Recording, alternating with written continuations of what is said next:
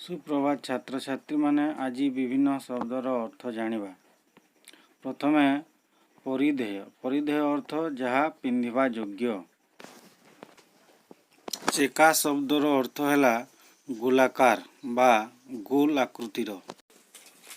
प्रत्यावर्तन अर्थ है फेरी आसिबा। कौनसी स्थान को जाई पुणी फेरी आसिबा को प्रत्यावर्तन कहा जाए। नौर अर्थ है राजप्रसाद, ଯେଉଁଠାରେ ରାଜାମାନେ ସାଧାରଣତଃ ରହିଥାନ୍ତି। ଜନହୀନ ଅର୍ଥ ଲୋକଶୂନ୍ୟ। ନିଶାର୍ଦ ଅର୍ଥ ଅଧା ରାତି, ରାତ୍ରିର ଅଧା ସମୟ।